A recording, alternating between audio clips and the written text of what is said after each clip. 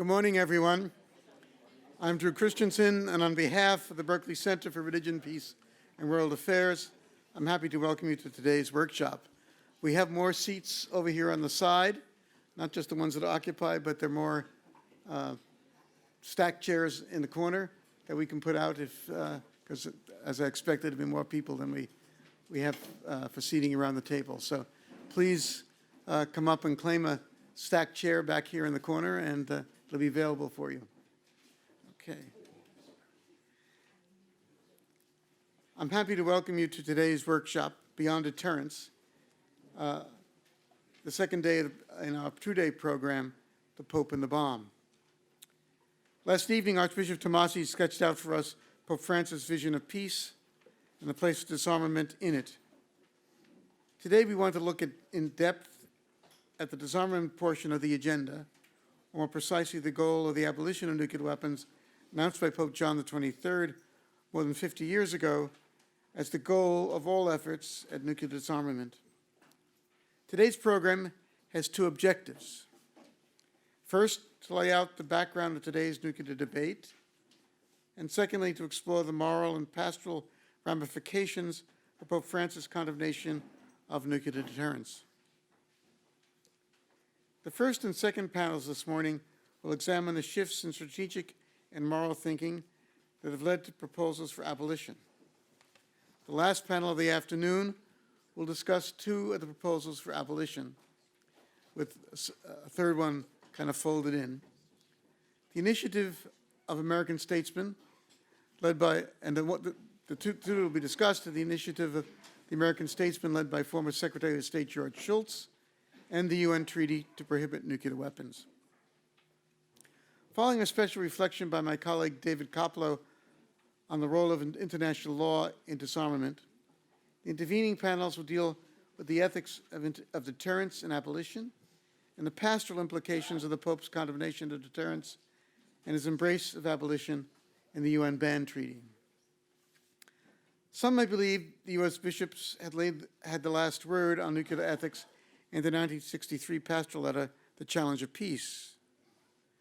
Not only were the conditions set down by bishops at that time provisional, a greatly evolved geopolitical situation has undercut the assumptions of a bipolar world on which the bishops laid out the nuclear ethics. Just a week ago, here at Georgetown, the Union of Concerned Scientists moved the doomsday clock up to 100 seconds before midnight, indicating the greatly heightened danger of nuclear calamity that the world faces. The time for reassessment is here. We hope today, we can give you a preview of some of the fresh thinking that is being done on nuclear issues, and specifically around the question of the elimination of nuclear weapons. Some of our panelists have broken new ground and offer new approaches for today's nuclear problems. Others adapt just war thinking to the challenge of an alarmingly difficult strategic environment and the transition to nuclear zero. Our hope is that together they will make the goal of nuclear abolition plausible for the skeptics among you, and even more credible for those of you already inclined to believe with John F. Kennedy that peace through nuclear disarmament is the necessary, rational end of rational men and women.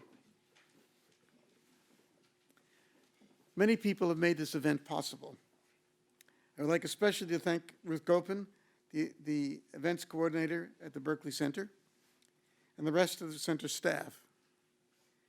The idea for this event came from Georgetown's collaboration with the University of Notre Dame, Catholic University, and the USCB's Office of International Justice and Peace. We go by the name the Initiative for Revitalizing Catholic Engagement on Nuclear Disarmament. Numerous groups have joined in sponsoring this conference. Here at Georgetown, they include, beside the Berkley Center, the Office of the President, the Initiative for Catholic Social Teaching and Public Life, and the Center for National Security and Law. At the University of Notre Dame is the Kroc Institute for International Peace Studies at the Keough School for Global Affairs. In addition, we are joined by the Nuclear Threat Initiative, which has been a generous supporter of our Catholic Universities Initiative, the International Federation of Catholic Universities, and the Catholic Peace Building Network. The work we have been doing has been coordinated with the Dicastery for Integral Human Development in the Roman Curia, formerly known as the Council for Promoting Justice and Peace. The conference is one of a number of this conference is one of a number of activities, including the publication of 2 books on these issues we are carrying out with Dicastery. Dicastery, if you're wondering, is a name for departments of the Roman Curia. Our liaison there has been Dr. Alessio Pecorario, whose portfolio includes issues of peace and international security, especially disarmament.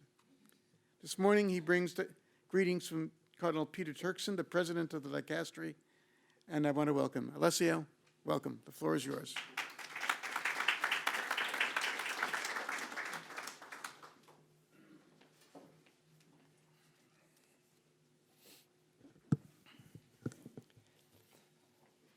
Esteemed President and Professors, revered Excellencies, prestigious speakers, dear friends, I wish to convey you the most heartfelt greetings from Cardinal Turkson, Prefect of the Dicastery for Promoting Integral Human Development.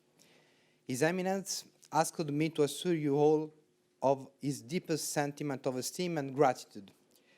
Between the winter of 2016 and the spring of 2017, many members and the consultors of the former Dicastery of the Roman Curia, the Pontifical Council for Justice and Peace, recommended the holding of a high-level seminar and a study session on the issue of disarmament.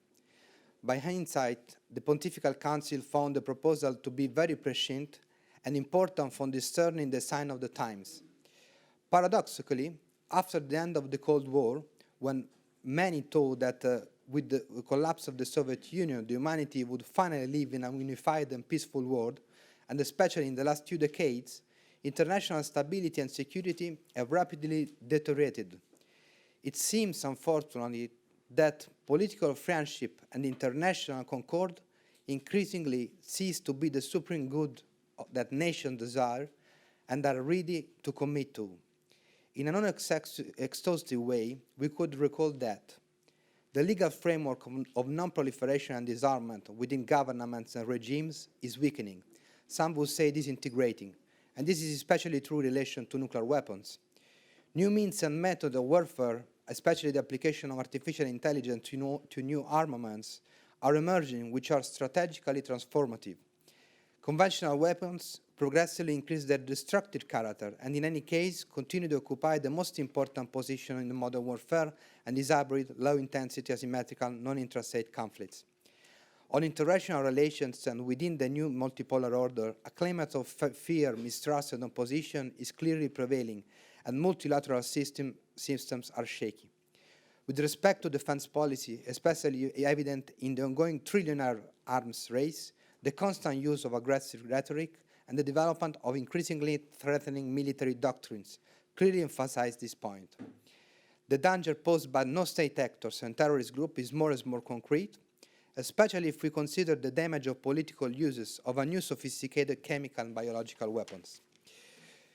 Consequently, at this moment of difficulty in the international community, the Holy See has intensified its bimillennial diplomatic and pastoral commitment toward the implementation of the evangelical beatitude. Blessed are the peacemakers, for they will be called children of God. From our humble perspective, when the aforementioned Pontifical Council for Justice and Peace merged with the 3 other former Pontifical Councils, Pastoral Care of Migrants and Itinerant People, Pastoral Assistance to Healthcare Workers, and Corunum, to constitute the Dicastery for Promoting Integral Human Development, one of the first priorities of the new entity was the holding of the International Symposium Perspective for a Nuclear-Free World and for an Integral Disarmament. This was held in the Vatican on 11 November 2017. On that occasion, Georgetown University proved once again to be a precious ally, being one of the most important theoretical and practical supporters of the event. Together, we were blessed by the word of the Holy Father, who, addressing the participants to the symposium, spoke out strongly against nuclear weapons, stating the threat of their use as well as their very possession is to be firmly condemned, thus becoming the first Pope to reject the doctrine of deterrence. More in general, the Pope noted that until recently, arms control policies were merely handled by interstate diplomacy or by international accords. Today, we are witnessing a growing awareness that each individual person, all people collectively, are involved in arms control. Thus, the concept of humanitarian disarmament, which is spread by civil society groups with membership spanning the globe, is a people-centered approach to disarmament. It focuses on preventing and remediating human suffering and environmental harm, rather than advancing national security. To contribute to this disarmament momentum, our dicastery proposes to frame the dialogue on disarmament within the broader context of peacebuilding. This comprises the concept of integral disarmament, which, as explained by Pope John XXIII, does not refer to state armaments. Rather, it calls on every person to disarm his or her own heart and to be peacemaker everywhere.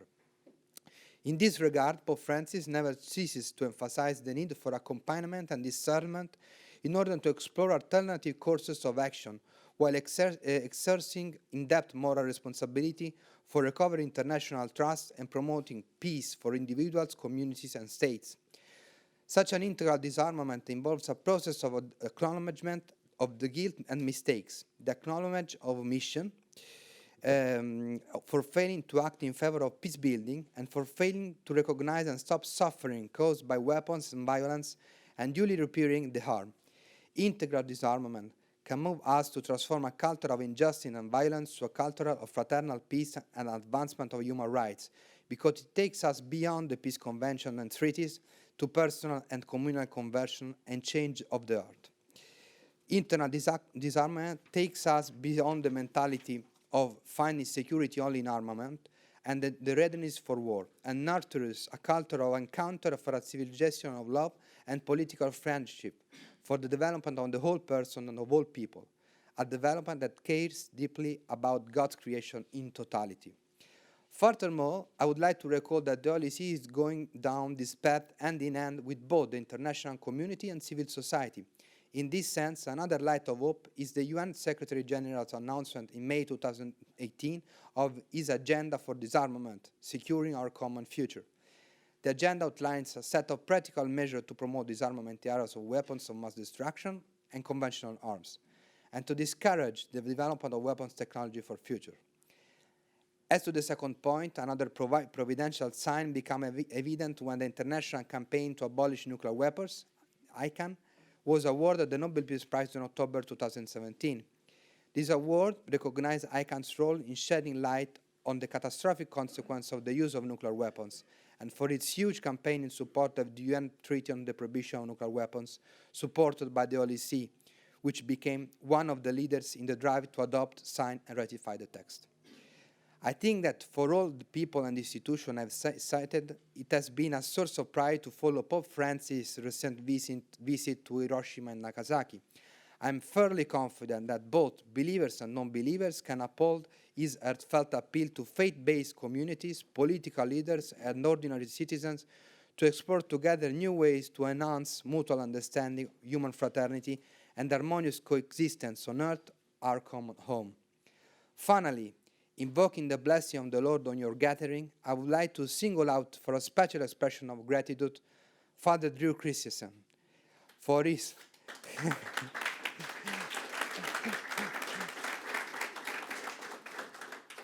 for his tireless effort over the past 2 years to coordinate the editorial work of the volume containing the proceedings of the above-mentioned 2017 Symposium on Integral Disarmament organized by our dicastery.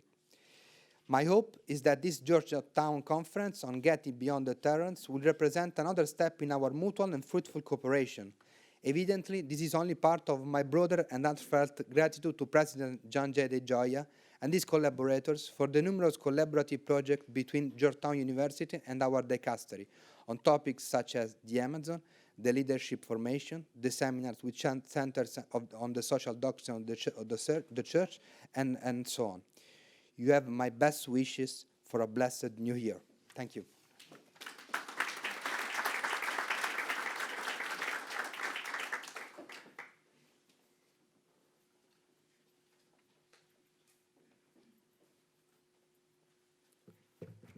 Thank you, Alessio. Please extend our warm greetings to Cardinal Turkson. Tell him we look forward to his next visit here to Georgetown. Now we turn to the first panel of the day, intended to show how the world and the church have moved from deterrence to abolition. Our panelists this morning will map out the emergence of new thinking on nuclear disarmament and the development of the church's teaching, culminating in the Pope's condemnation of deterrence. To facilitate these presentations and our discussion, we have Professor Marilyn McMorrow of the Georgetown Department of Government. Women students sometimes ask, when will women be able to join the Jesuits? I tell them, you don't have to wait. You already have the Religious of the Sacred Heart. They are to women religious what the Jesuits are to male religious. Marilyn is a Religious of the Sacred Heart. In the Department of Government, she holds the position of Director of Undergraduate Studies. She has taken the Just War tradition to Georgetown students. She has taught Just War tradition to Georgetown students for 3 decades and is a veteran of debates over nuclear weapons. Marilyn, welcome, and thank you for agreeing to moderate this morning's panel. With her to contribute to our discussions, we have at my left, but I guess at your right, first we have Bill Barbieri, who teaches moral theology at Catholic University of America and is a longtime collaborator with us here in various kinds of projects. And Bill has introduced me to a whole new field of moral discourse called moral ecology, and we'll address that issue. And I have to tell you, I've played off that theme a number of times in some of the things I've done, particularly for Civiltà Cattolica. So, Bill, welcome. Bill and I don't know whether Bill Houski, do we all have the same doctor mother? No. Margaret? Margaret. Mm-hmm. Yeah. Yeah, we all 3 of us are the same doctor mother, Sister Margaret Farley. Just saw her. Between the 2 Bills, we have David Cartwright. David is a veteran peace activist and historian, kind of leading historian of peace movements in the United States. And so we've asked him to do 2 things. One is at this panel to talk about kind of the evolution of secular thinking on this issue over the last couple of decades, and also to be a listener who will kind of feed back to us and give us some takeaways from this day at the end of the day, so that we can kind of draw things into a package as we leave from here and may have some tasks. I'm sure there are others like Jonathan Granoff who have tasks for us to do as well. And finally, Bill Houski is chairman of the Department of Theology and a moral theologian as well. And we've asked him to address kind of the evolution of the church's thinking on these issues over the past couple of decades, and to explain how we moved from a just war analysis to the present condemnation of deterrence and the advocacy of abolition. So without further ado, I give the program over to Marilyn McMorrow. Thank you very much, Father Christensen Drew. I'm so glad that Cardinal Turkson made those comments. I was very struck that he was saying, blessed are the peacemakers, because I'm aware that I'm sitting in a room with so many of you who've been working on this topic in season and out of season, and so many of the rest of us are in your debt. I also want to give a special welcome to some of our students who are here. We're continuing in the tradition that Cardinal Turkson and Father Christensen and Jerry Powers and others worked on, of making sure there were students present in that meeting in Rome, including from Catholic and Notre Dame, et cetera. So please, if we could begin with you, Bill Barbieri from Catholic University of America, called Catholic in DC informally, and of how did we get here? Very good. Well, first of all, let me offer my thanks to our friends at Georgetown and at Notre Dame, and at the other organizations that have sponsored this, including the bishops, also to Ruth, and especially to Drew Christensen for drawing me into this project. How do we get here? That's a complex story, of course. Parts of the story have to do with the 4 horsemen of the apocalypse and with developments in the secular field that have made the ideas of global zero, of abolition, plausible. Other parts have to do with the movement, the rise of peace building, and within Catholic circles, a discourse about just peace that in some ways moves beyond the older focus on just war. Those are parts of the story we may hear about from my colleagues, but I want to focus on a third part of the story, and that's a part of the story that puts this development in the broader context of the greening of the Catholic Church. And that's a process that's been going on, especially since the time of John Paul and Benedict, and has been capped recently by the emergence of the idea of integral ecology, as highlighted in the 2015 encyclical Laudato Si. And part of my argument is that that encyclical inaugurates not just a new concern with environmental and ecological issues, but also an emergent kind of moral methodology that has some implications, as I will try to spell out, for the problem of deterrence. The papacy of Pope Francis has been eventful with respect to the Catholic Church's engagement with nuclear weapons and the ethics of war and peace. In 2013 and 14, representatives of the Holy See participated in conferences in Norway, Mexico, and Austria, building a case for disarmament based on empirical findings concerning the predictable humanitarian impact of even limited nuclear war. In 2016, the Pontifical Council for Justice and Peace hosted a landmark conference on nonviolence that symbolized the shifting balance between the Church's traditional commitment to just war reasoning and the more recent emphasis on nonviolent means ushered in by Pope John Paul. In 2017, the Vatican played an uncharacteristically active role in formulating the UN Treaty on the Prohibition of Nuclear Weapons, and then became one of the first states to ratify it. And as we just heard, at another conference in the Vatican, Francis took the additional step of formalizing the judgment of the Vatican that nuclear deterrence is no longer morally defensible as a security policy. These developments constitute important changes in themselves, but their full significance can be appreciated only if they are seen in the context of deeper shifts being enacted with respect to the basic paradigm through which the Catholic Church's moral teaching engages the world. In this respect, the 2015 encyclical letter Laudato Si marks a transition to a new fundamental orientation, resituating Catholic social ethics within the broader framework of what Pope Francis calls integral ecology.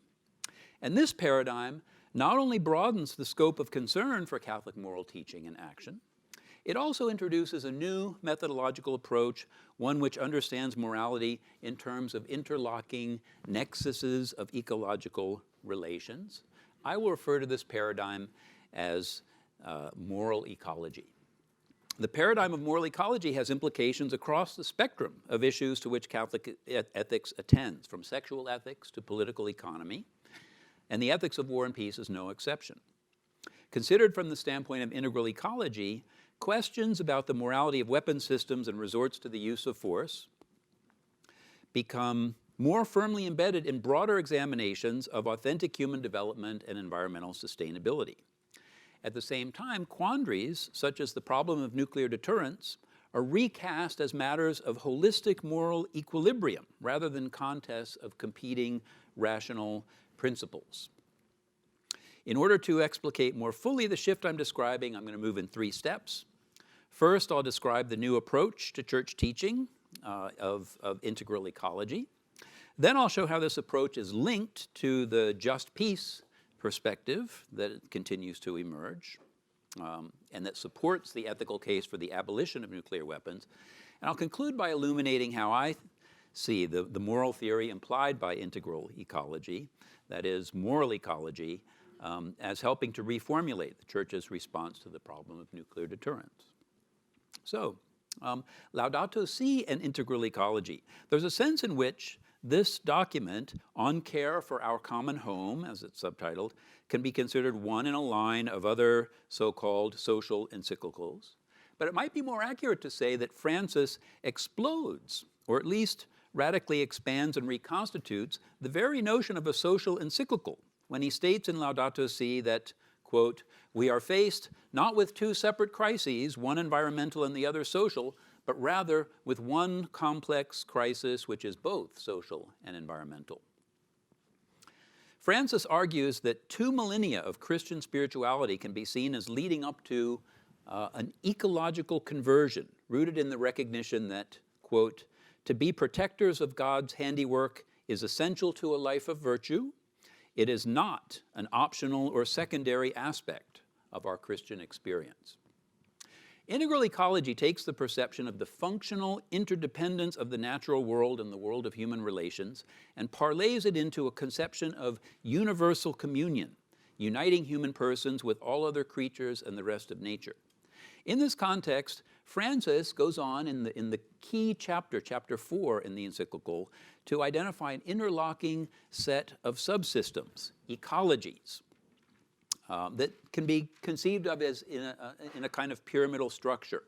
You have 5 levels. First, the largest, most fundamental system is what Francis calls environmental ecology. This includes the physical, chemical, and biological substrates undergirding life on the planet, as well as ecosystems in particular, which Francis notes have an intrinsic value independent of their usefulness. Second, existing atop this system and interacting with it, we find a series of nested human ecological systems. Francis refers to the first of these as economic ecology. By this he means the foundational set of relations in which human agency impinges on the materials of the natural world in order to support human projects. The next subsystem is social ecology. This concerns the functioning of the various institutions and organs patterning human life, from the family up to the state and international organizations. Then we have the domain of cultural ecology, which revolves around interactions within and among peoples. Finally, we have what he calls the ecology of daily life, or human ecology, which has to do more with the built environment, the physical setting for human life. The 5 subsystems of integral ecology, environmental, economic, social, cultural, and human ecology, together exhibit 2 important features. The first is that they are systems of value, revolving around basic goods and hence involving moral relationships. The second is that they are interlocking and interdependent, such that distortions or pathologies in one system spill over into disturbances of the other systems. These 2 features enable us to characterize his account as a moral ecology, something I'll say a bit more about below.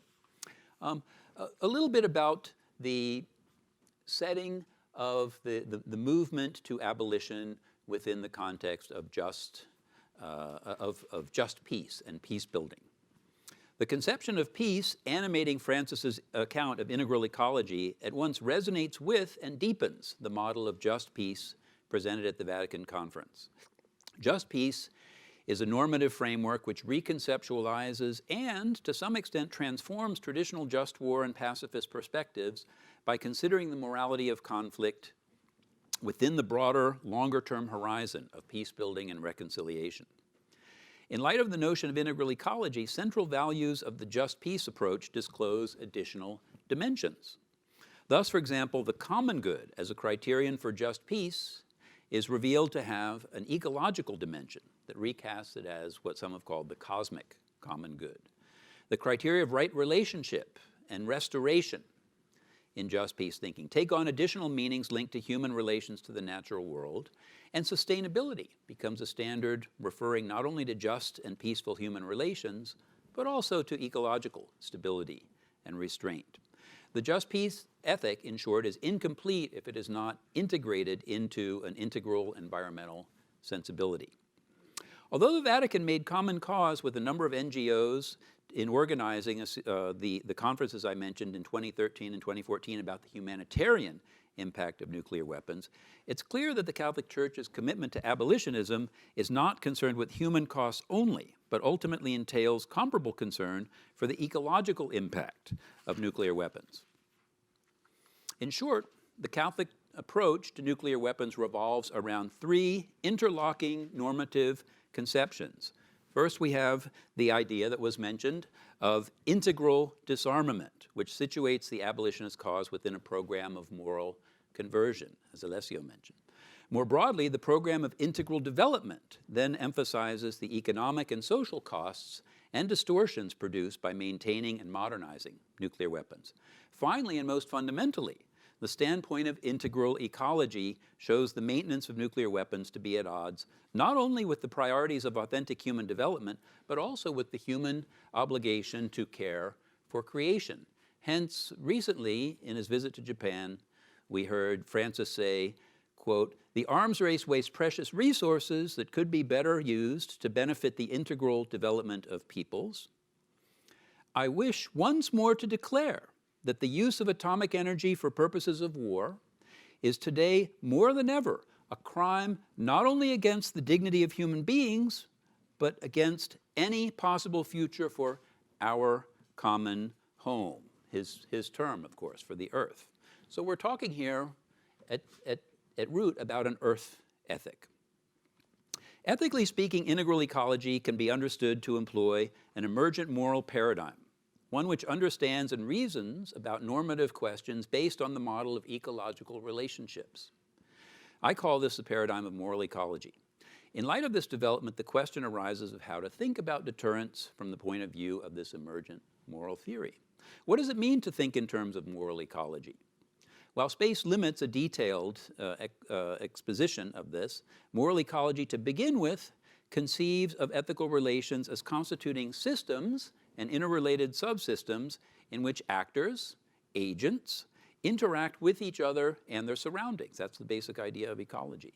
The resulting patterns of action have moral valences associated with the extent to which they conduce to the health, well-being, or flourishing of a given system and its components. Moral ecology does not simply rely on an analogy to natural relationships in the form of physical or biological ecosystems. Rather, it is itself, in a sense, a naturalistic teleological conception that operates as both a descriptive and normative moral theory. Far from relying on a theory of strict, exceptionless moral rules derived from a static conception of human nature, it also admits of a good deal of diversity, acknowledging that while there are universal features to human conduct, these will interact with different environments and historical conditions in a range of different ways. Moral ecology also makes much of the way in which distortions in one subsystem can undermine the equilibrium of other affiliated subsystems. As applied in Laudato Si', the perspective of moral ecology presumes that there are mutually reinforcing practices that either contribute to or detract from the harmonious and sustainable functioning of, as we said, environmental, economic, social, ethnological, and habitational systems. To close, in line with its descriptive and normative facets, Pope Francis's moral ecology produces two related perspectives on the issue of nuclear deterrence. Descriptively, it illuminates how changing conditions have occasioned an official judgment that the grounds for a conditional acceptance of a policy of nuclear deterrence have expired. Jerry Powers put this well when he notes that the changing signs of the nuclear times have produced an environment in which nuclear deterrence is no longer morally tolerable. Normatively, the context of moral ecology informs the evaluation of deterrence policies in light of the ideal of integral disarmament. This entails assessing the prospect of the continued possession of nuclear weapons not only with reference to the likelihood that their future use may be avoided, but also with the view to the effects of maintaining nuclear arsenals on interlocking environmental, economic, cultural, and social ecosystems. Placing nuclear deterrence in this holistic, comprehensive framework heightens the perception that it's an unsustainable, integrally ecologically harmful, and hence indefensible practice. And it places the movement for abolition within the ambit of the campaign, the Catholic campaign for ecological conversion. A last word. Policies of nuclear deterrence look different and are more difficult to justify for a church that is going through a process of greening and is coming to terms with the signs of the times in the Anthropocene. In the midst of this shift, working out the implications of the new paradigm of moral ecology is one of the foremost tasks, not only for the ethics of war and peace, but for Catholic ethics in general. Thank you very much.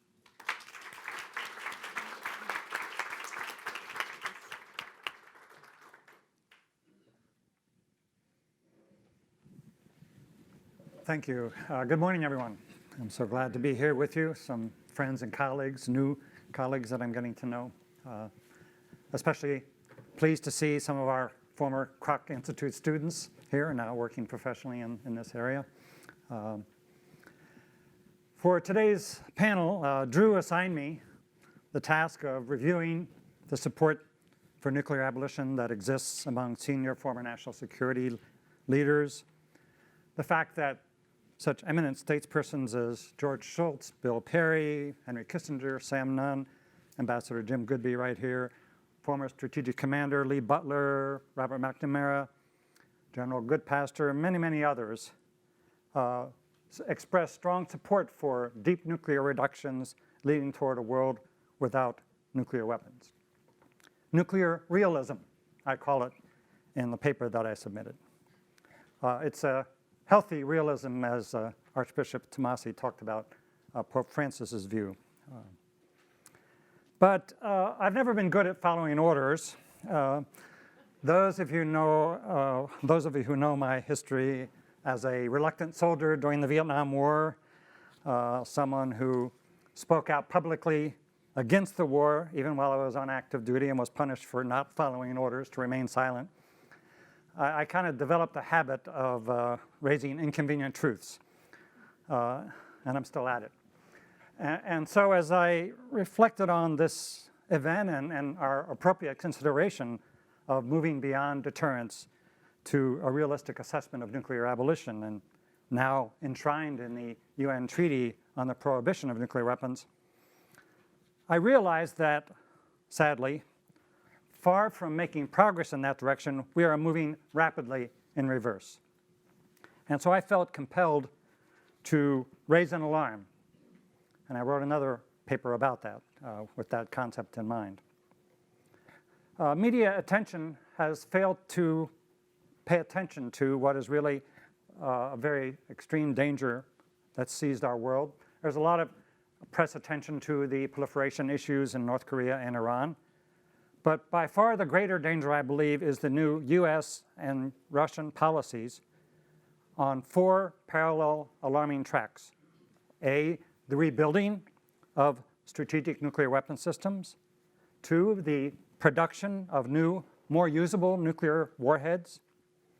The shift in nuclear doctrine towards first use. And the tearing apart of nuclear arms control agreements. In combination, these developments present an alarming picture of increasing global dangers. A number of us have already called attention to this, but I hope you'll allow me to delve into this for a few moments here. The vast scale of this became evident to me as I was looking at this year's 2020 Pentagon budget, which includes tens of billions of dollars for what the policymakers in Washington euphemistically term modernization. And I'd like to say a word about this terminology. I hope we can excise this term from our discussion. This is not just modernization. This is the rebuilding of every component, almost all of the components, of our nuclear weapons arsenal. It's an upgrading, it's an enhancement of the capacities for nuclear weapons. There's all of the ground-based nuclear missiles are being rebuilt, new missile-firing submarines, new long-range strategic bombers, and sea-launched cruise missiles, and this new long-range standoff air-launched cruise missile. It's a top-to-bottom overhaul, upgrading, and expansion of capacities for our nuclear weapon systems. As has been mentioned, Archbishop, that over the next decade, nearly $500 billion has been estimated as a cost. I'm sure it'll be greater than that. And this establishes a de facto policy of maintaining nuclear weapons in perpetuity, creating facts on the ground or in the missile silos that will make it much more difficult to implement commitments to reduce and eventually eliminate these weapons. The policymakers in Washington, by moving forward with these plans, these building production processes, are signaling the desire to have a significantly enhanced U.S. ability to wage nuclear war. We need to be clear about this. And of course, we argue that it's in response to nuclear developments in Russia, which are worrisome. But of course, by our acts, we create the action-reaction cycle leading towards replay of Cold War nuclear competition.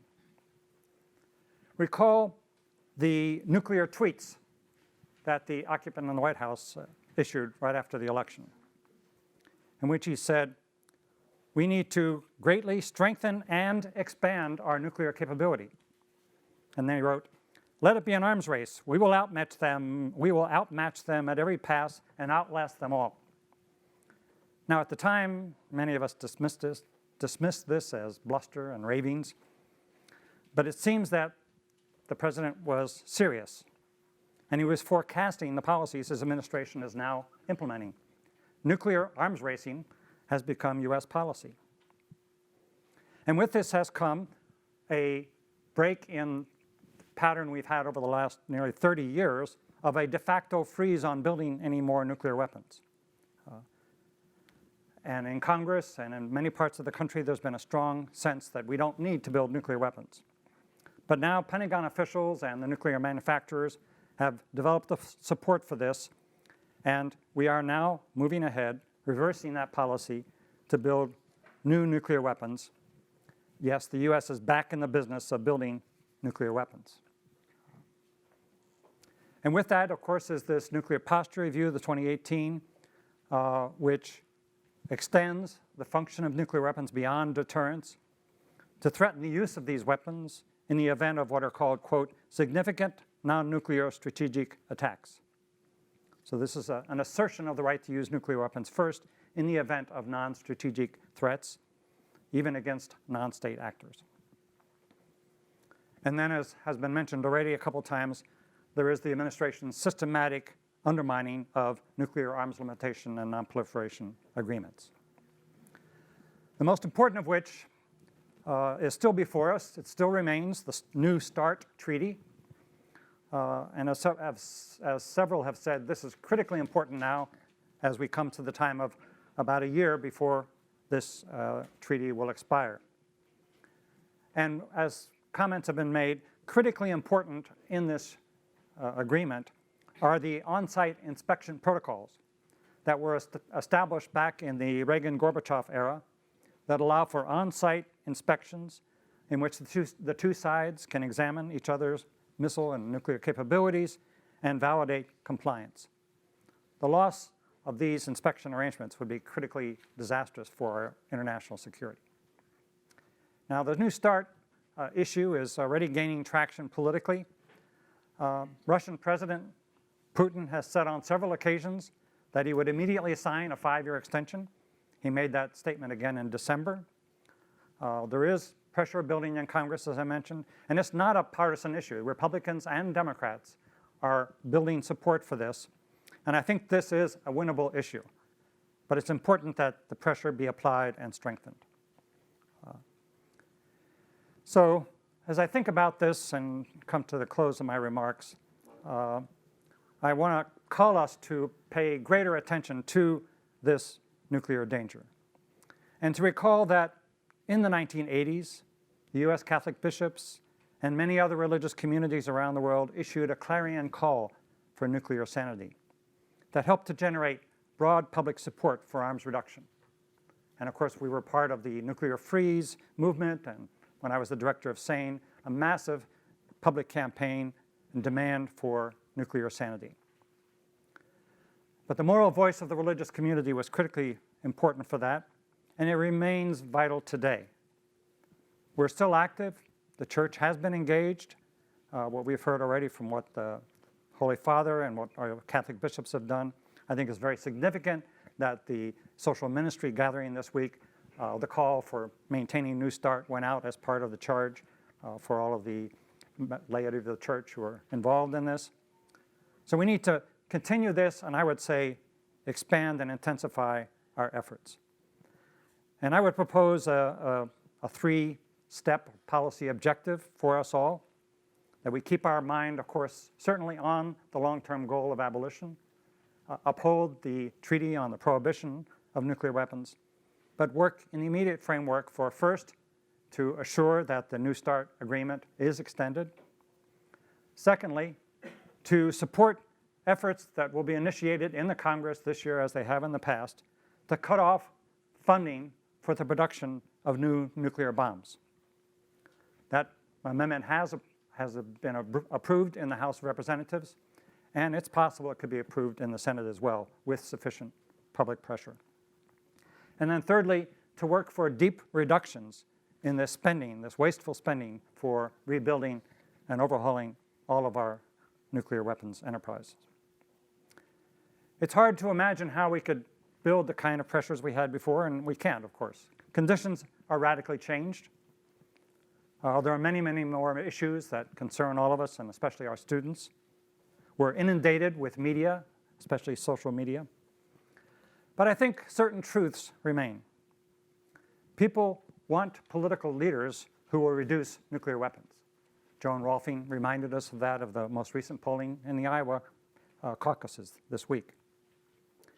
And certainly the last thing in the world we need, and that people would want, is to build more atomic bombs and more nuclear weapons, especially these so-called low-yield weapons, which are essentially a gateway to the idea that somehow we can use these weapons. We don't need these weapons.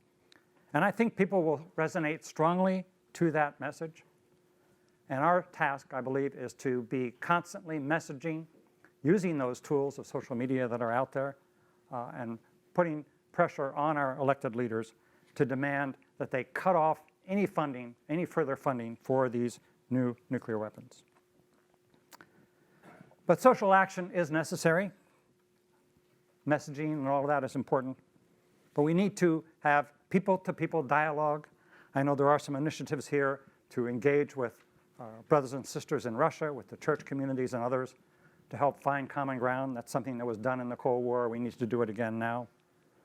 But also, I think we need to bear witness, social witness, with our bodies, if necessary, to the insanity and immorality of building new nuclear weapons in this age, to the sinfulness, if I may say, of diverting resources, precious resources we need for saving our planet and helping those who are poor.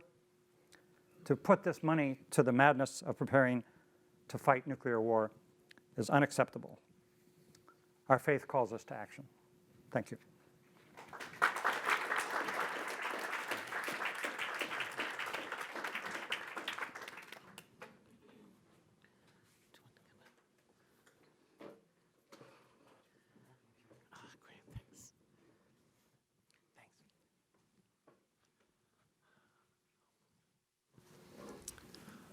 Hi, everybody.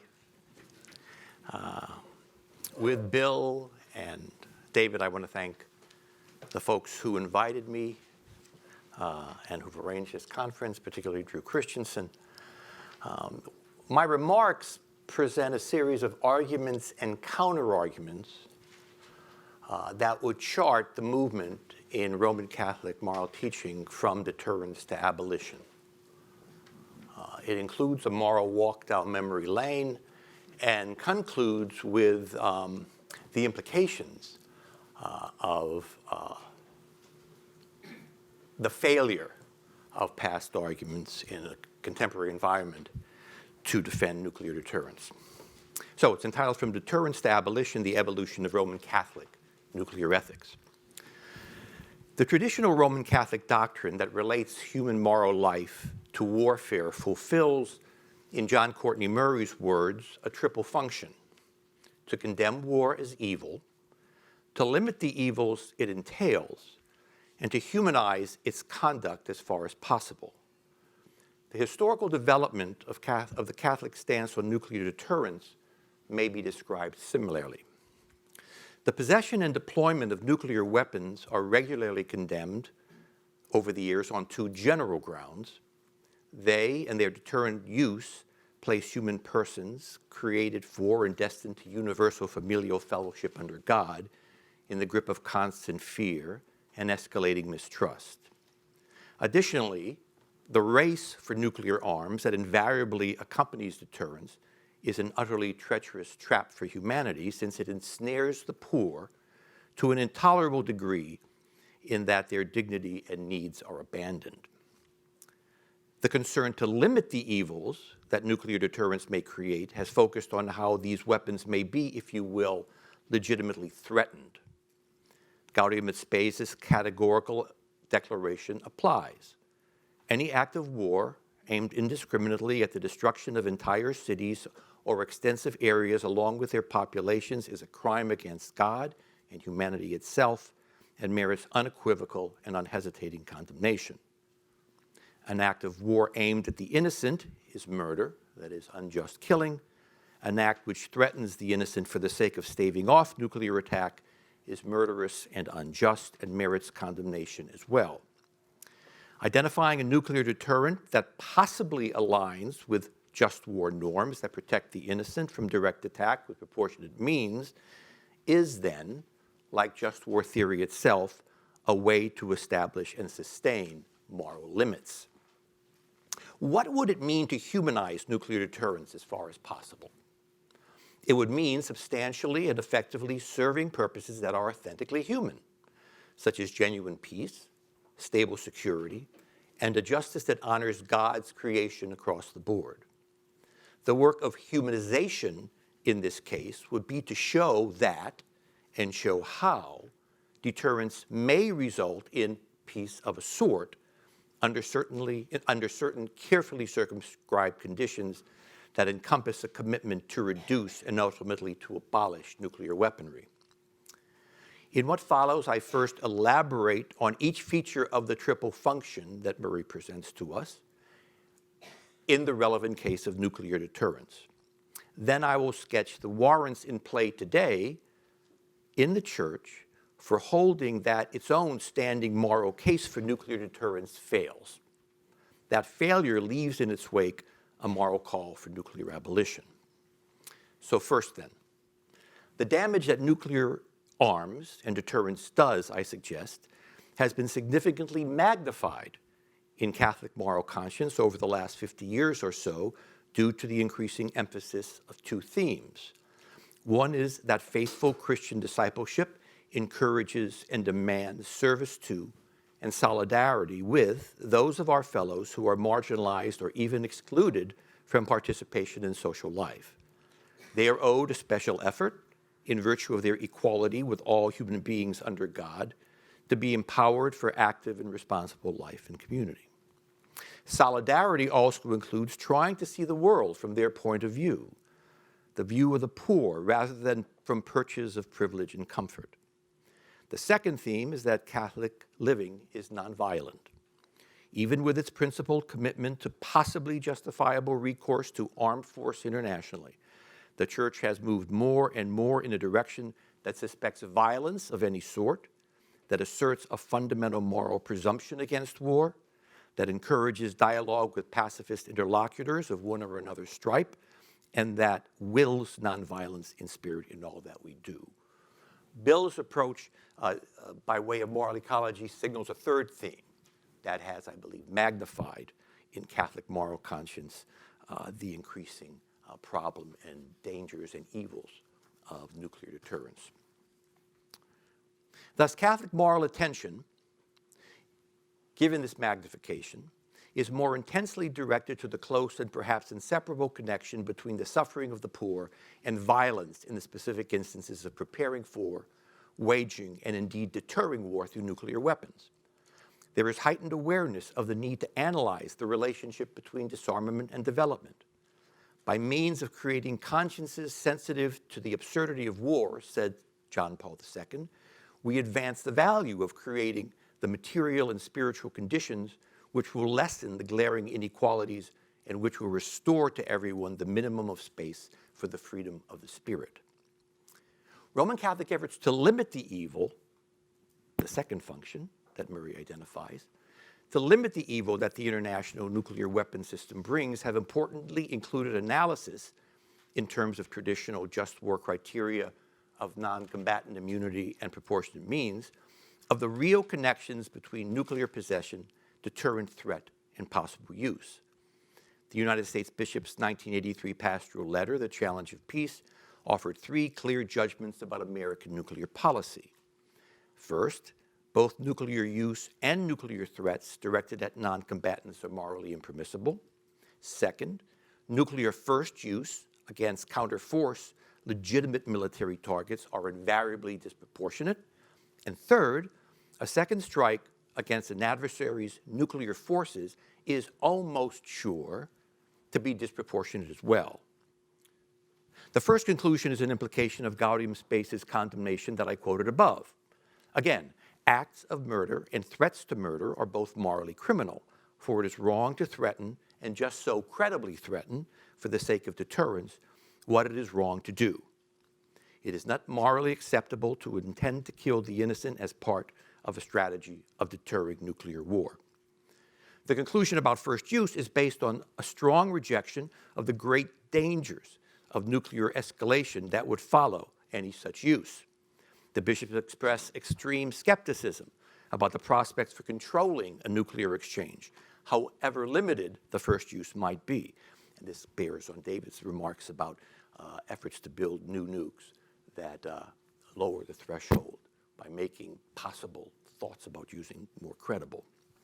The last judgment follows from what Father Brian Heer, principal advisor to the bishops at the time, called the Centimeter of Ambiguity regarding the legitimacy of second strike retaliation in response to a nuclear attack.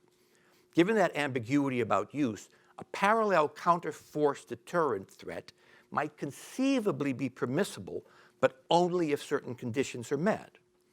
So, in practice and in fact, according to the U.S. Catholic bishops, deterrence against nuclear attack by others must be the sole reason to possess nuclear weapons. Proposals to go beyond this, the planning for prolonged periods of repeated nuclear strikes and counterstrikes, or prevailing in a nuclear war, are not acceptable.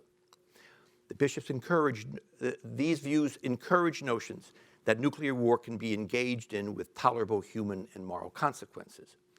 Another condition is closely related. That is, if deterrence is the goal, then sufficiency to deter is an adequate strategy. The quest for nuclear superiority must be rejected.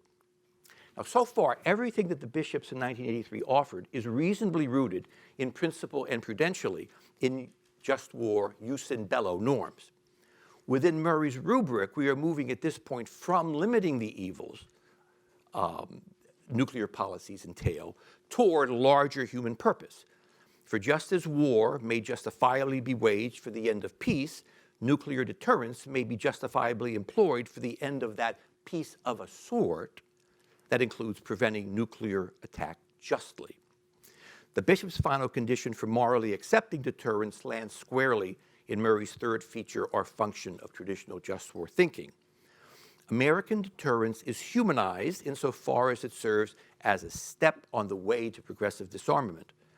Each proposed addition to our strategic system or change in strategic doctrine must be assessed precisely in light of whether it will render steps towards progressive disarmament more or less likely. In 1993, the bishops reaffirmed this condition, plus the other two, as providing, quote, a useful guide for evaluating the continued moral status of nuclear weapons in a post-Cold War world. The bishops also in 93 pointed to a distinctive moral challenge in that world, that is, that the threat of global nuclear war has been replaced by a threat of global nuclear proliferation. The Non-Proliferation Treaty of 1968 endorsed a threefold bargain in which non-nuclear weapon states were never to acquire nuclear weapons in exchange for nuclear weapon states actively pursuing disarmament while sharing with all the benefits of peaceful nuclear technology. Notably, the disarmament envisioned by the treaty aims at the abolition of nuclear weapons in their entirety.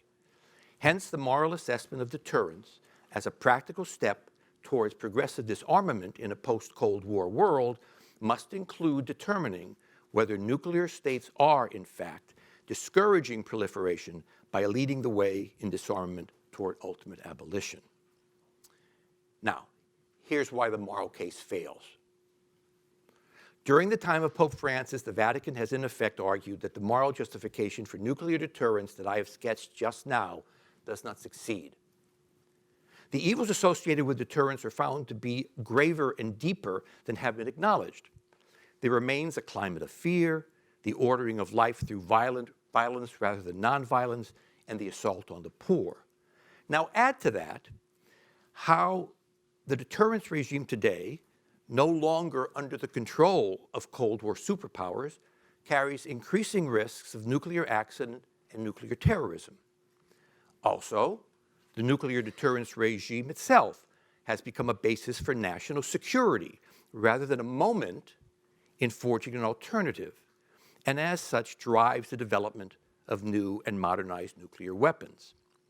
Plans to fight and prevail in nuclear conflict are still on the table in some quarters, including our own, and nuclear arsenals are bigger than needed for deterrence proper. Indeed, there is today a morally distorting ideology of deterrence that overstates its present and historical effectiveness and dodges or masks these problems. Finally, in the absence of nuclear weapon states taking serious and vigorous initiatives to disarm and instead building national security and power prerogatives on deterrence, the current class structure of the international system gives non-nuclear weapon states an incentive to acquire nuclear arms. Needless to say, the presence of these evils generally belie the three moral conditions of exclusive deterrent purpose, sufficiency rather than superiority, and progress toward disarmament. With regard to the attempt to limit the evils of deterrence, Francis and the Vatican insist that earlier accounts of what those limits are in just war theory need to be complemented, if not in some sense corrected or surpassed. Merely to focus on non-combatant immunity and proportionate means as they properly bear on the evil of mass killing encourages a complacency regarding the unnecessary suffering and broader humanitarian costs of nuclear war, possession, testing, and deterrence. We need to count the reality and risk of the intolerable suffering of nuclear survivors, the perils of radiation sickness and spread of disease, starvation, contamination of water, and the inability of ecosystems to restore themselves. Included in what I have called an ideology of deterrence is a sleight of hand, in which the appeal to what deterrence intends, here the prevention of war, obscures the way it actually rests on a fight the war ground. It involves a whole series of acts that are predisposed to use: strategic designs, targeting plans, training drills, readiness checks, alerts, screening for conscientious objectors among operators, and so on. The American Catholic bishops, in the just war tradition they apply, are not guilty of this dishonest deflection, although appeal to a centimeter of ambiguity for the sake of logical consistency may in fact contribute to it. But since what is intended is mass destruction, with extensive and lasting collateral damage, inhumane suffering, and the risk of escalation, the system of nuclear deterrence can no longer be deemed a policy that stands firmly on moral ground. The two ways to humanize the conduct of deterrence, therefore, come to a dead end. Peace of a sort is a misnomer that tends to cloud collective vision. And the class structure of nations I mentioned earlier is hostile to the progressive disarmament that moral acceptance of deterrence commends. The practice of nuclear deterrence today is an obstacle to peace. If, however, the only moral basis, oh, to joy, I'm almost done. The practice of nuclear deterrence today is an obstacle to peace. If, however, the only moral basis for the possession of nuclear weapons is morally acceptable to deterrence, and if deterrence is not morally acceptable today, then there is no moral basis for possession. If possession is not justified, then the goal of nuclear abolition is morally required. The time has come to embrace the abolition of nuclear weapons as an essential foundation of collective security. Thank you.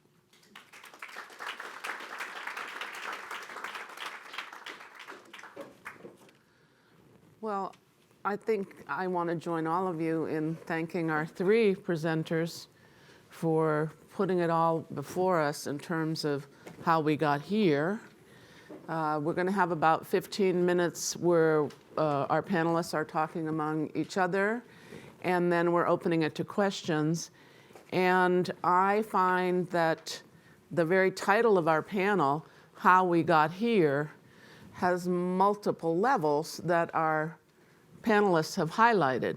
On the one hand, we have the Catholic Church, which is a universal church, asking us to move to the understanding that even the possession of nuclear weapons for the purpose of deterrence, for a kind of collective self-defense, must be considered morally impermissible. And we live in a country, or at least we're meeting in a country, where the news of the international treaty to abolish nuclear weapons and ICAN, weren't even heard of, drops in the bucket. We are moving from a world in which the religious leaders in 1983, et cetera, were trying to work very, very closely with political leaders in setting the limits, to one in which it seems as though some folks are working on the modernization and the new nuclear weapons in order to use them to wage and win wars while claiming to be just upholding deterrence. So I would like to ask, and I think that I am always in this set of two different heres, since I teach international relations and some of my colleagues teach theology. And in theology, we can talk about sin. And in international relations, we talk about national self-interest. And you brought it up with the whole question of the class structure of the nuclear states and the non-nuclear states. And on the one hand, David is telling us our people want leaders who will reduce nuclear weapons, but people also want to live in states where their states aren't second-class citizens. So you have that phenomenon of the poorest people in India celebrating when India exploded its first nuclear weapons. We've made it. They're living on the streets, but India has made it. So I just want to ask you, where do we go from the here when there are multiple heres we're living in simultaneously? And if anyone wants to try that, go ahead. You talked about social action. We're going to have pastoral guidance later in the day. But in terms of how we think about this moral ecology, what avenues should we pursue to try to bring some of the heres that we are in together? A comment I wanted to make is in response to David's very sobering and very accurate portrait of the dire situation that we find ourselves in right now. The last years have seen, I agree with you, a step back from what had otherwise seemed like at least a potentially constructive and hopeful move toward disarmament. And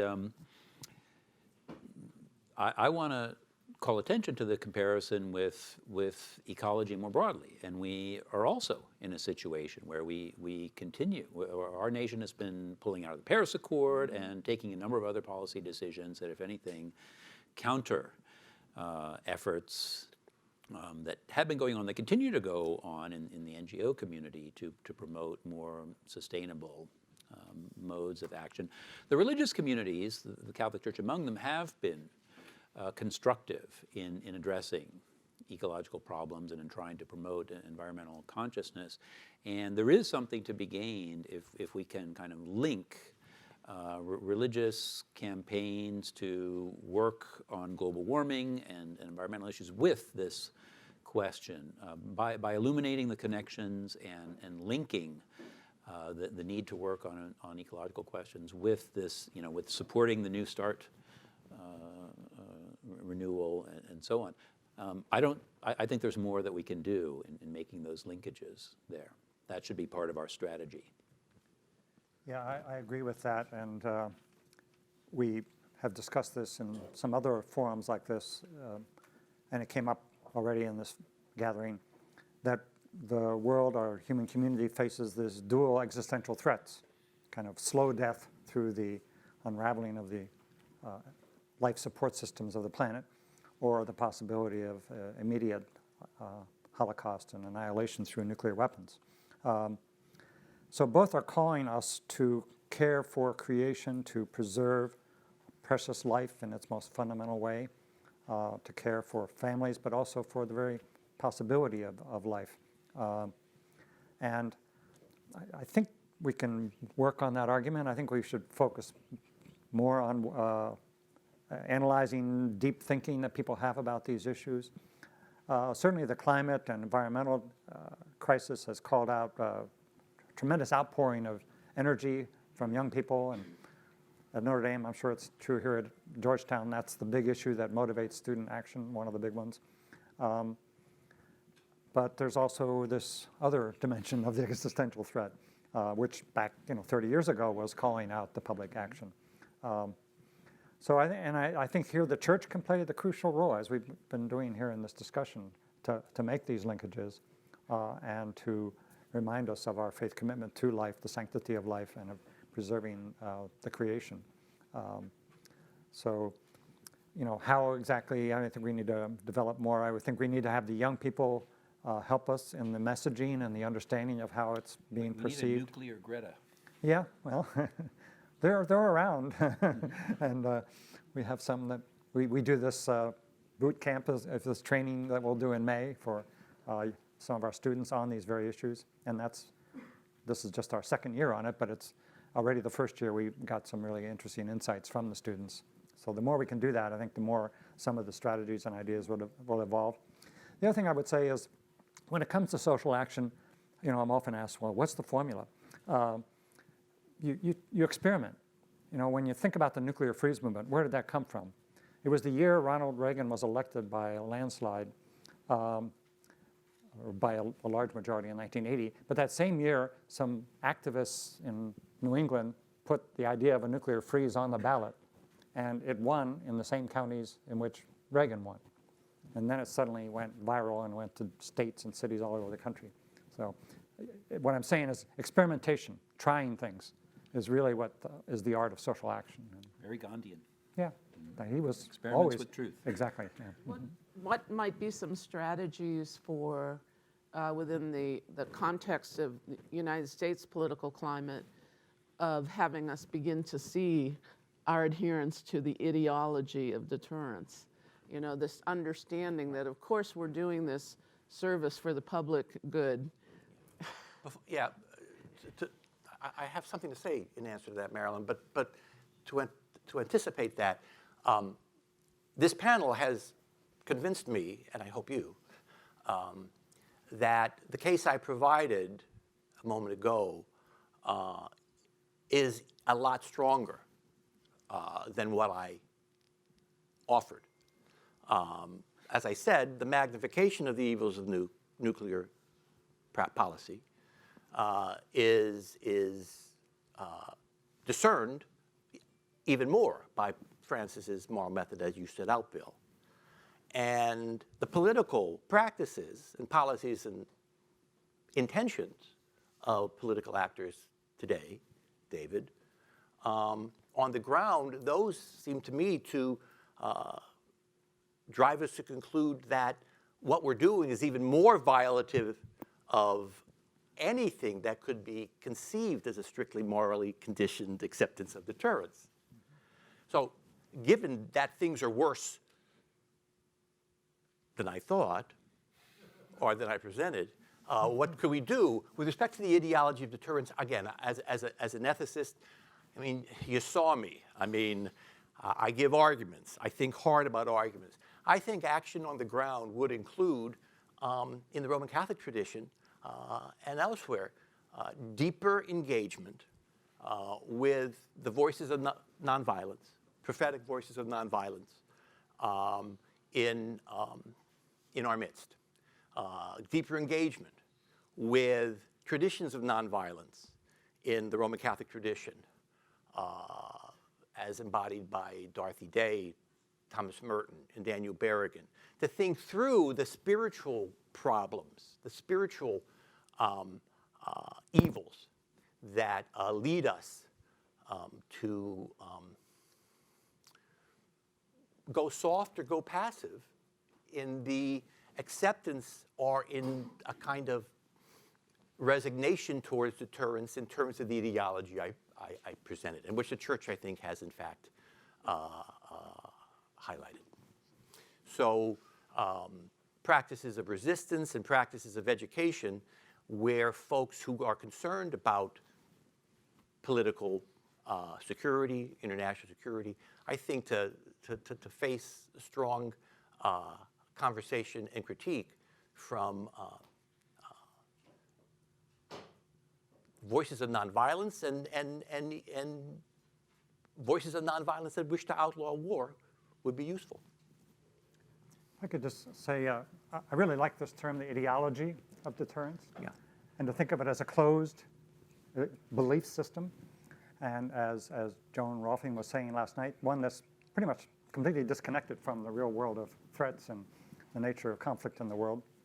But it's also tied to a system of corruption. You know, it's no mistake, it's not an accident that the arms manufacturers are the ones pushing this idea of building nukes. And, you know, senior officials in government get promotions. This is their area. So we can talk about it in that way, that, you know, I respect your logic, it's, you know, but it's not real. It's not, you know, and then also help people understand that there is this self-serving self-interest that is being served by these ideologies. So. I would just add, as an ideology, one can critique the ideology and use arguments, use ethical arguments. Those only get so far. Right. In the environmental field, one of the big obstacles is not argumentation, but a psychology of denial or avoidance, where people might acknowledge scientific data, but they don't acknowledge its relevance, or they don't acknowledge its relevance to them.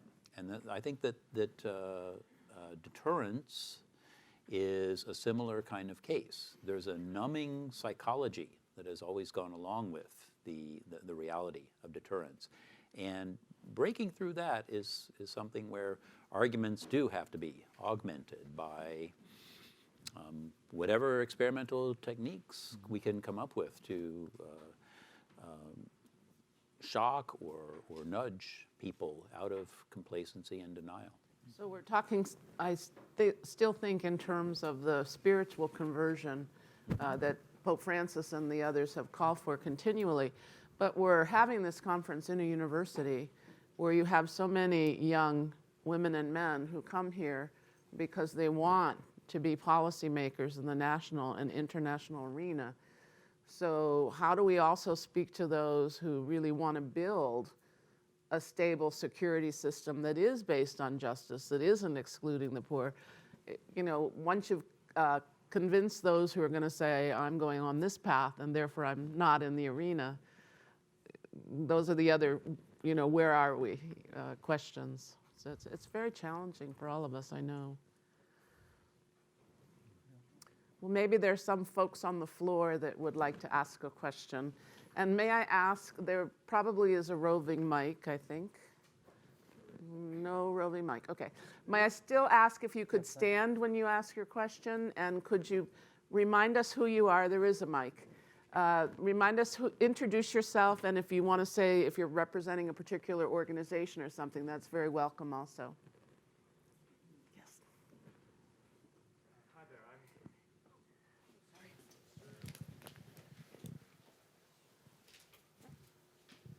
Hello? Okay.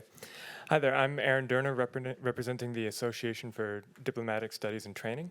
And I'd actually like to hear some expansion on Dr. McMorrow's first question regarding the role of popularism in advancing nuclear arsenals. All three of you responded with talks of basically some form of social entrepreneurship, particularly from, you know, the young educated class. And I just wondered, in certain cases, such as the case of Russia, where is there a worry of perhaps that there might be asymmetric support from the younger groups?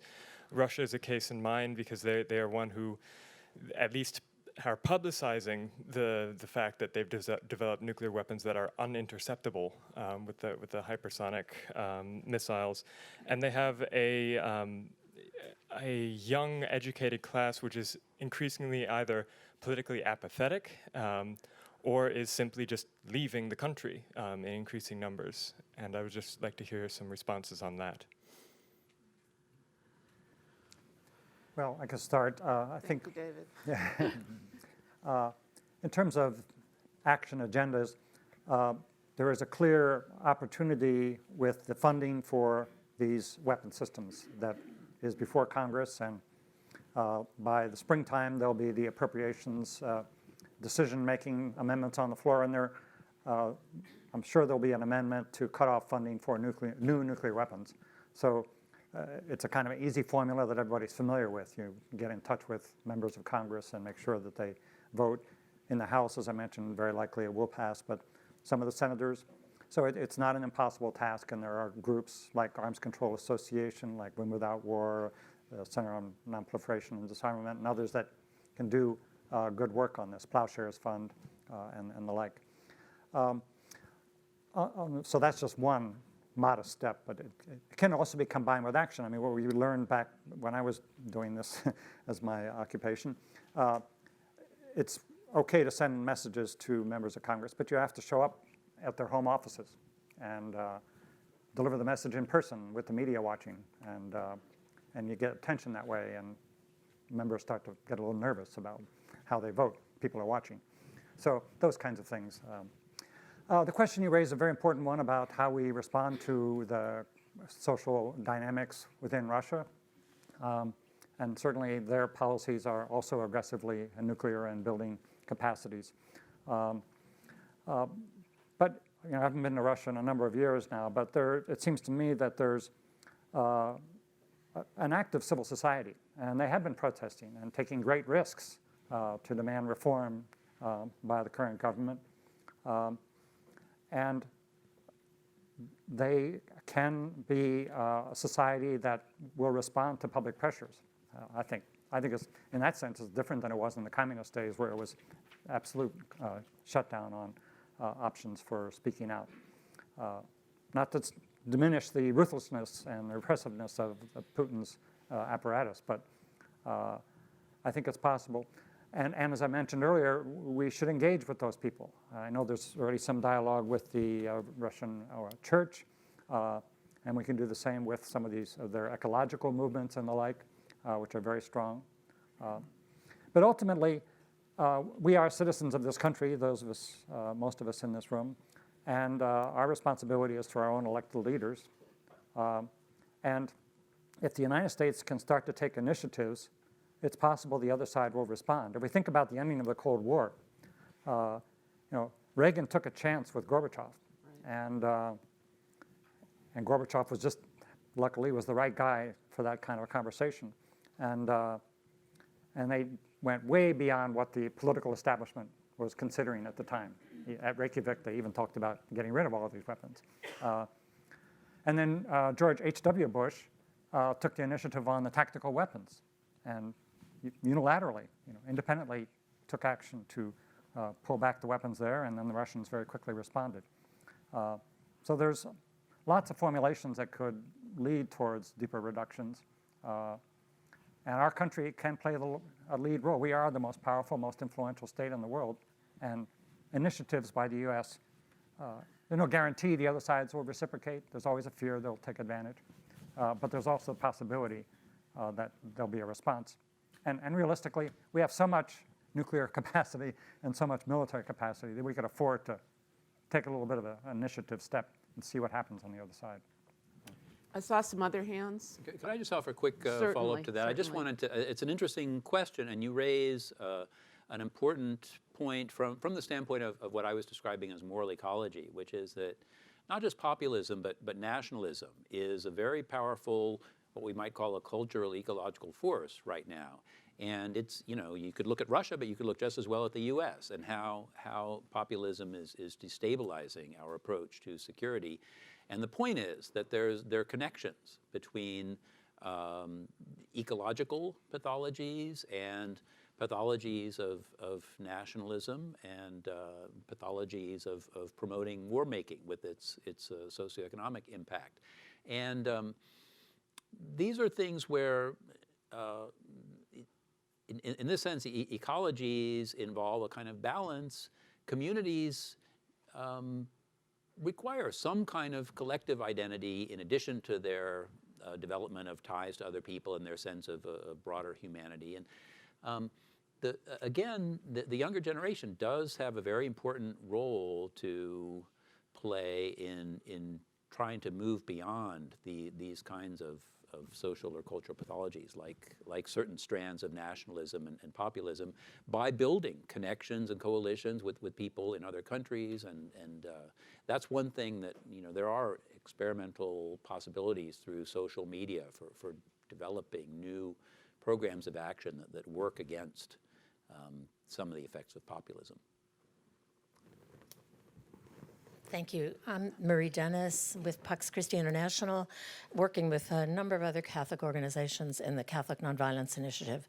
So thank you very much for leading, pointing in the direction of the importance of our understanding more deeply the potential of active nonviolence. And I want to go back to a comment that Joan made last night in calling the Catholic Church to be particularly engaged in helping us do a deep dive into understanding nonviolence, both as a way of life, a spirituality, and also as a practical, proven effective broad set of methodologies that can stir our creative imagination and help us make a difference.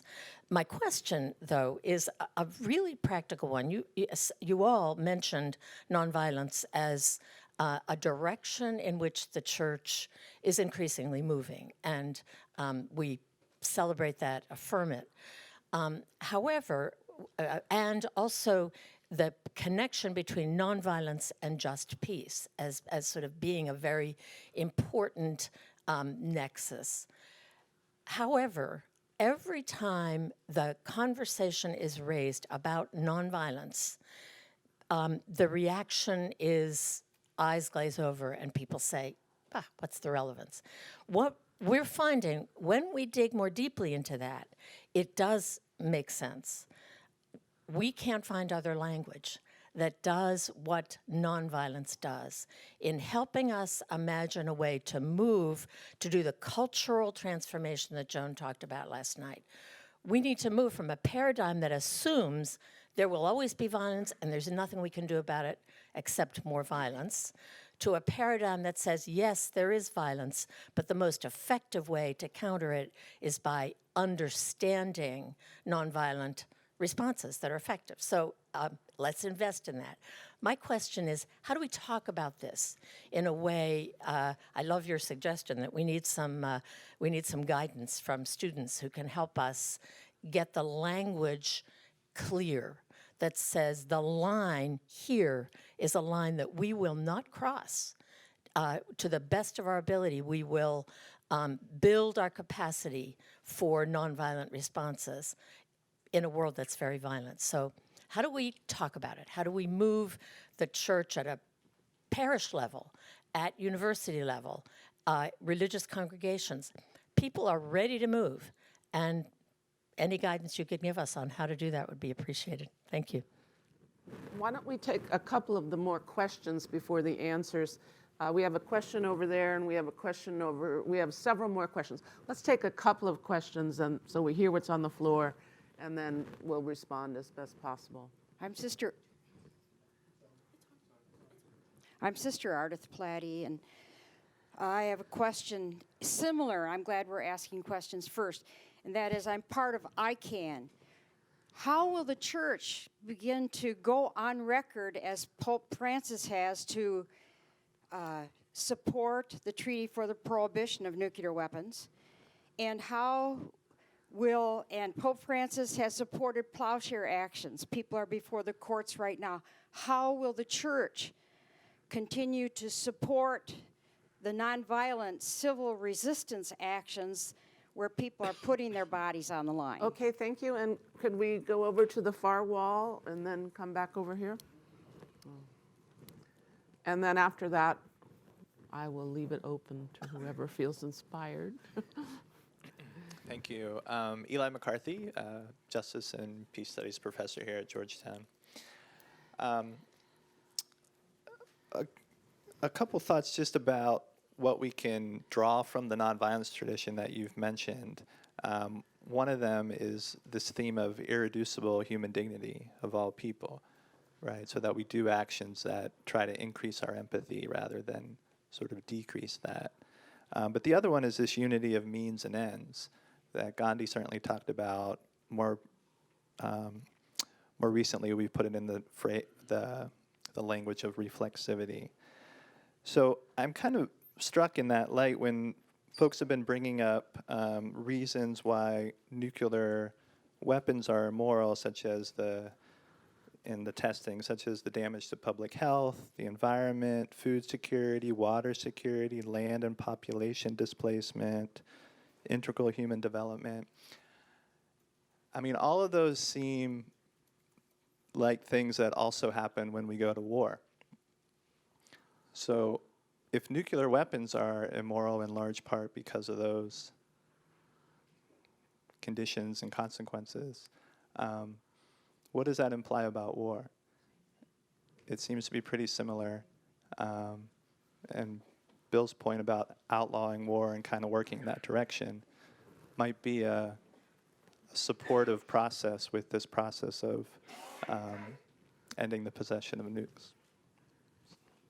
I think I'm going to suggest that maybe we answer a question here. One more question. All right. One more question. We've gotten a lot of questions on the nonviolent side. Maybe any question on the other side of justifiable self-defense? Well, I think I'm Jim Goodby from the Hoover Institution at Stanford. I work with George Shultz. And let me quote one of his favorite sayings. That is to say, there is a global commons. He perceives that there are issues that can only be resolved through international cooperation. And so his stress is not so much on nonviolence or some of these specific things we've been talking about, as on how does humanity deal with threats to its existence, and that includes nuclear weapons, climate change, biological weapons, things of that type, pandemics. And so it seems to me that one way of talking about these issues is not so much in terms of the mechanics of things, but what it is that needs to be done on an international scale.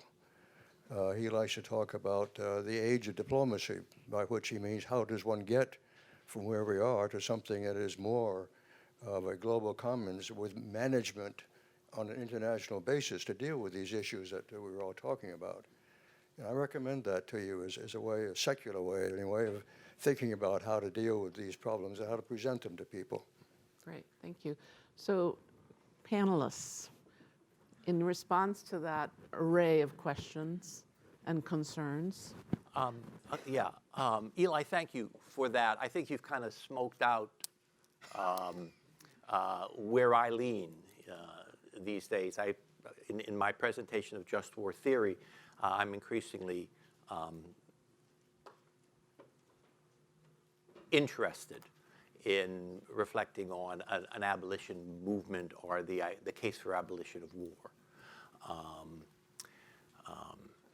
And how would we go about it? How might we think that through?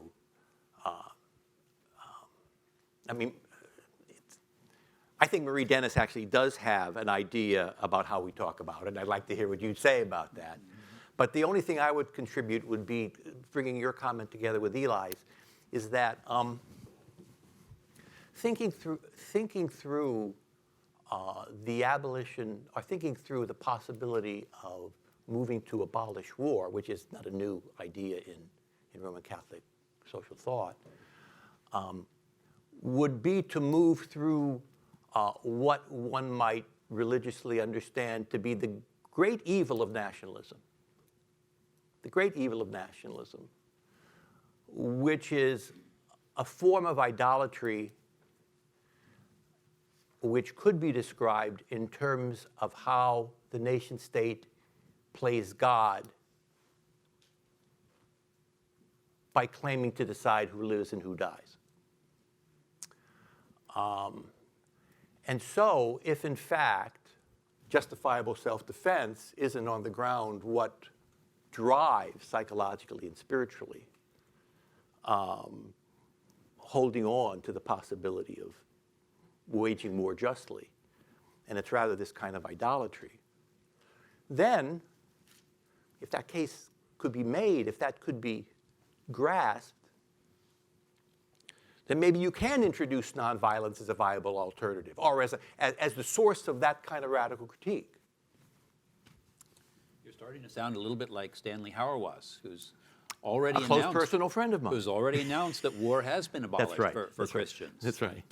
Well, we still have a world of policymakers, not just prophets, and we have to be able to speak to those who are willing to put their lives forward in public service and have an answer to the question, what do we do when our people are under threat? So I find myself very grateful to you, sir, for asking the question about the global commons with the diplomacy, because we need to encourage people to find ways of security systems that aren't based on sin, corruption, evil, self-interest, nationalism, weapon superiority, but are actually security systems. So it's, and the Catholic Church as a universal church has always said the doors are open for all those of goodwill. So, you know, it isn't, I'm always struck by the Society of Friends, and when they were in charge of the Pennsylvania colony, and they were nonviolent, they were against the death penalty, they were pro gender equality, they were against slavery, they welcomed all kinds of religious beliefs, and they also lost control of their own colony because when the colony was attacked, they had to resign, you know, from the assembly. So, and Benjamin Franklin folks took over, you know, and so, you know, it's a tough lesson, I think, for those of us that are trying to work in all the different worlds simultaneously, that how we got here. So please join me in thanking our panelists and getting some coffee and whatever is available.